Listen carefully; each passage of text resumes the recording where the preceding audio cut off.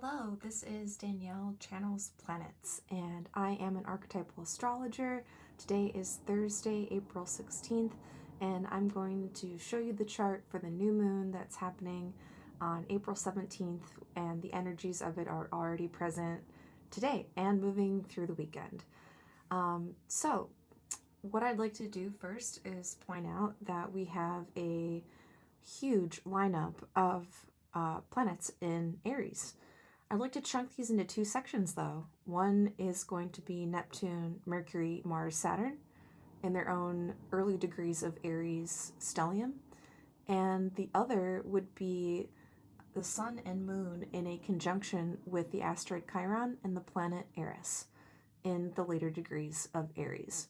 And so it may look like they're all operating together, but the orb between these two groups is actually quite large. So it's important to think of them operating as two different functions. So let's start with the Sun and the Moon. We have a new moon.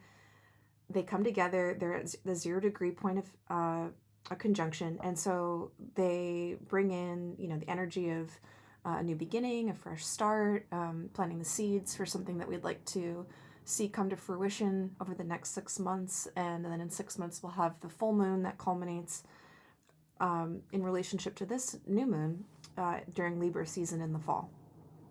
So generally with any new moon, you can think of what new things are coming into your life. And this is beyond just the archetype of Aries. This is any new moon. We have one every month.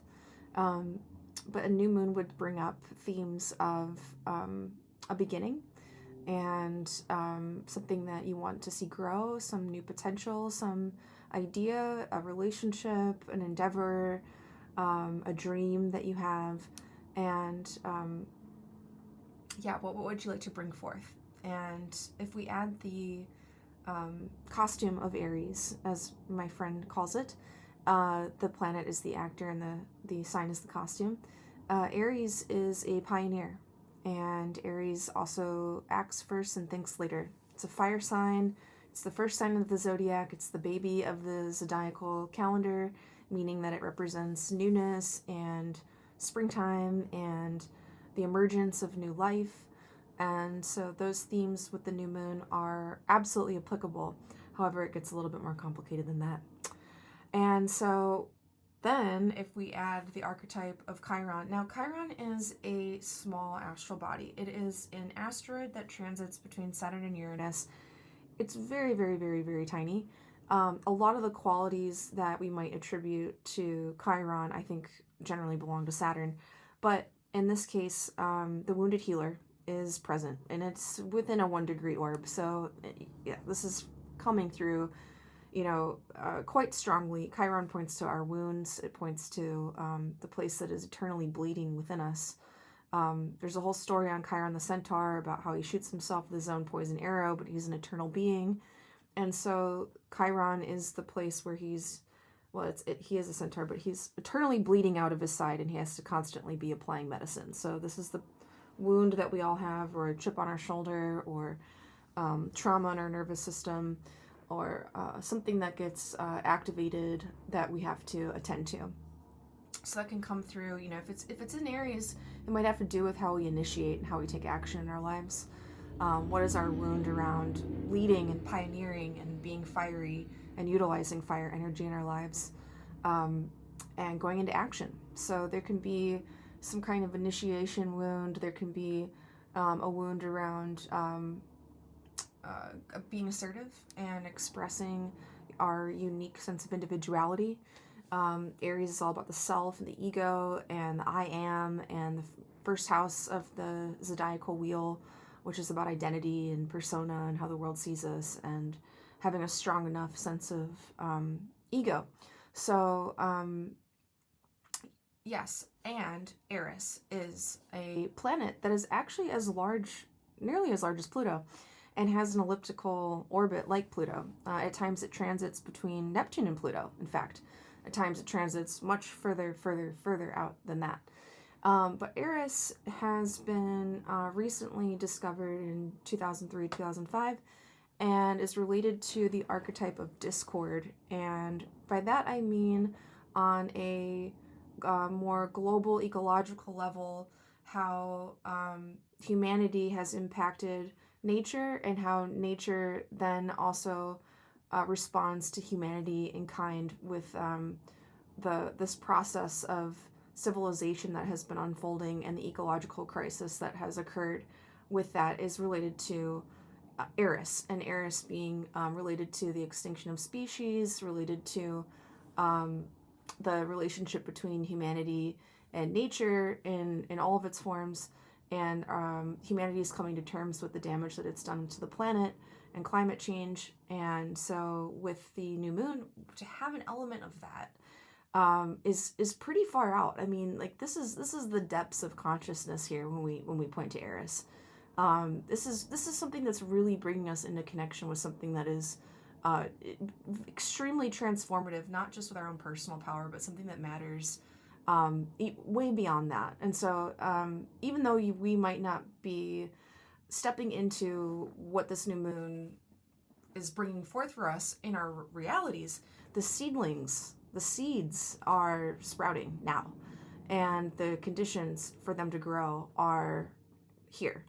And something about whatever this new moon might mean for you on a very, very deep level is connected to something that relates to your own coming to terms with discord in yourself and discord in the world, which is, obviously reached like just such an intolerable level in 2026. It's just become absolutely climactic that so many of us are now responding in our personal lives to create change and to make conscious the discrepancy that's going on, and hold the polarization between humanity and nature to see if we can bridge that gap. So that is Eris. She is the goddess, the feminine archetype of that awareness of discord that underlies transformation and change. So that operating in its own thing. I mean, we have a wound, we have a global discord, and then we have a new moon that relates to starting some kind of new chapter, new endeavor, adventure in life. And that is kind of the main new moon energy. Now, with Eris and Chiron, I would take those down a notch. The sun and the moon are going to be more archetypally potent than the asteroid and the minor planet.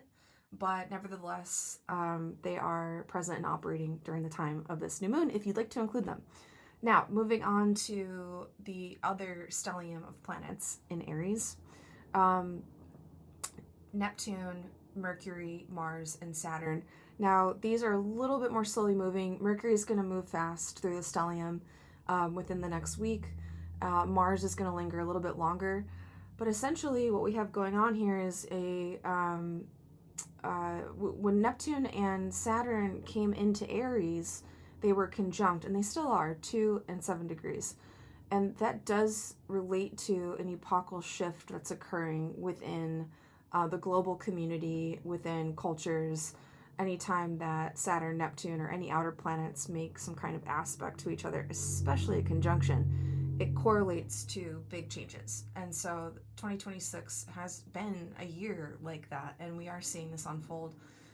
Neptune can be ideologies, Neptune can be delusions, it can be the God image, it can be spirituality, it can be things that unify and heal, but it can also be things that dissociate and disorient. So as Neptune dissolves and confuses, Saturn also restructures and creates boundaries. It can also destroy boundaries and tear them apart so that they can be rebuilt. Those two coming together can make boundaries confusing. It can make a sense of our ideological systems feeling a bit like goo. Like it's kind of giving the caterpillar in the goo stage of the cocoon. The cocoon being the Saturnian shell, but the Neptune being the goo in the middle of what am I becoming? I know there's going to be something, but the structure needs to form. And so as Saturn separates from Neptune, essentially that could correlate to like an emergence of the butterfly within us. I mean, that's kind of a positive image of a Neptune Saturn. But at the same time, right now, currently during the new moon with Mercury and Mars there, our thinking and our action are bumping into Saturn. And so Saturn wants us to slow down. We might not be fully emerged from the cocoon yet, but we can tell what we're becoming. We can tell maybe what we're starting to form into. And that can be very exciting with the Aries energy that's present. And it can be, fiery. We want to go into action now, and we don't want to wait. Like, we can have some sense of impatience or frustration or irritability, especially with Mars meeting Saturn. That can create a kind of resistance for implementing some kind of plan that we might have. But this is strategy, and so during the time of the new moon, it's important to lay down and get clear on a formal strategy and structure that we can adhere to, that we can slowly build over time. I mean, life is not about getting to the place that we want to go. Life is about the process of jumping from lily pad to the next lily pad to the next lily pad. And this is a new moon that is definitely opening up some lily pads, but we can only jump to the next one at a time. And we can also only do as much as our little tadpole body has evolved into a frog. So depending on where you're at in that process, Saturn necessitates time, maturity, discipline, authority. And so we have to pay homage to the people that have come before us. We have to pay homage to the community around us. We need to pay homage to the floor beneath us that holds us, who has laid the steps, the cobblestones, before we walked this road.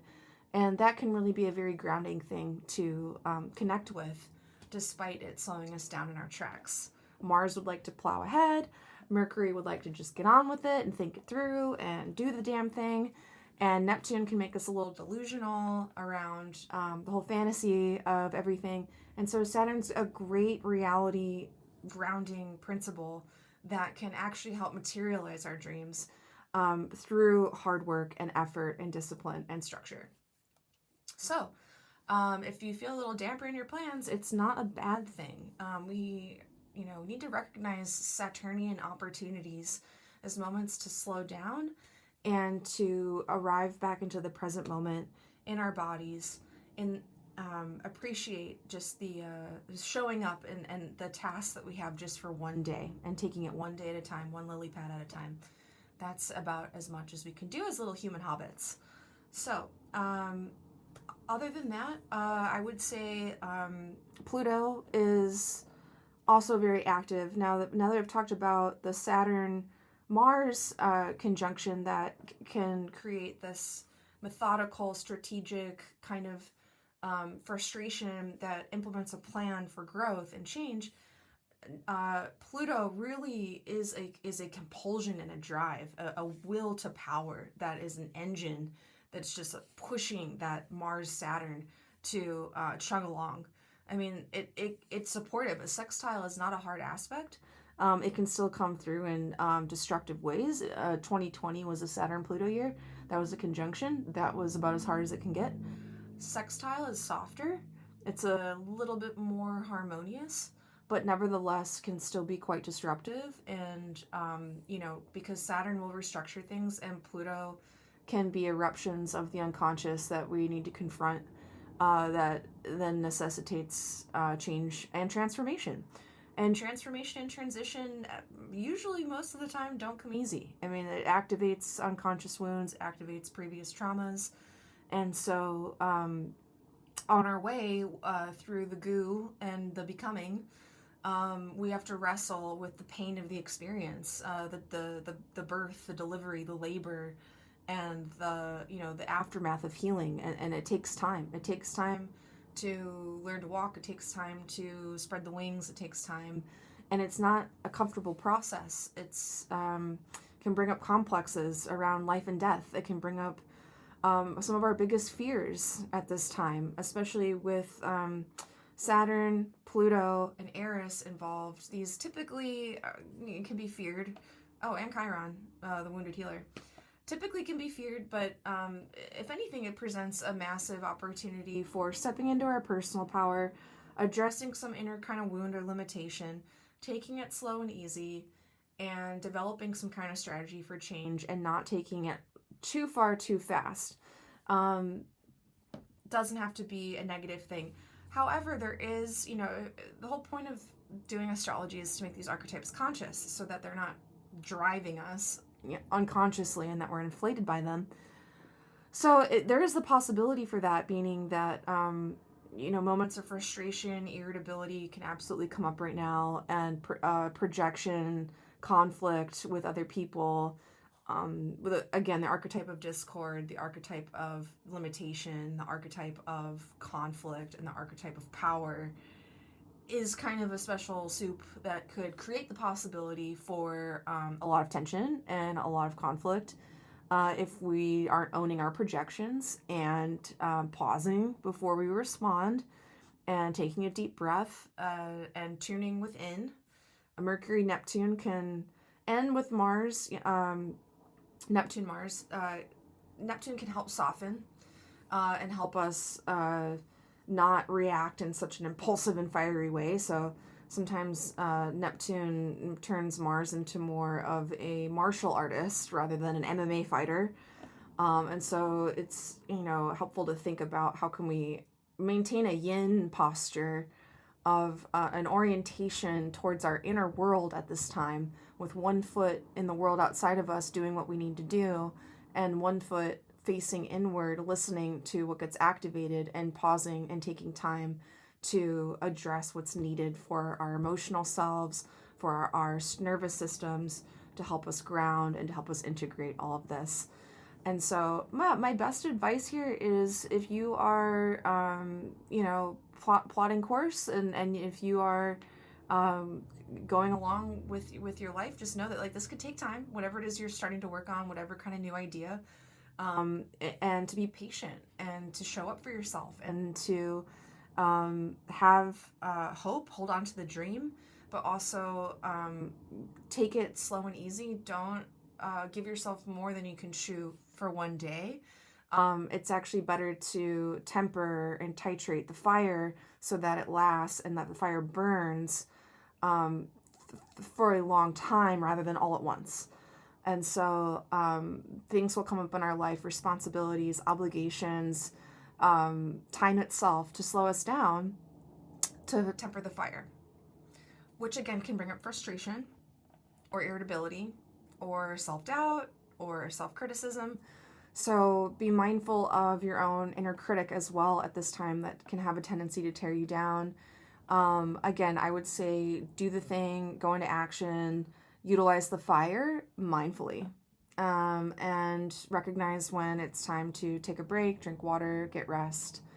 Let me know how it's going for you in the comments, and please like and subscribe to my channel. I do archetypal astrology readings, and I would love to connect with you for one. So please check out my website linked below. And thank you so much for watching. Bye-bye.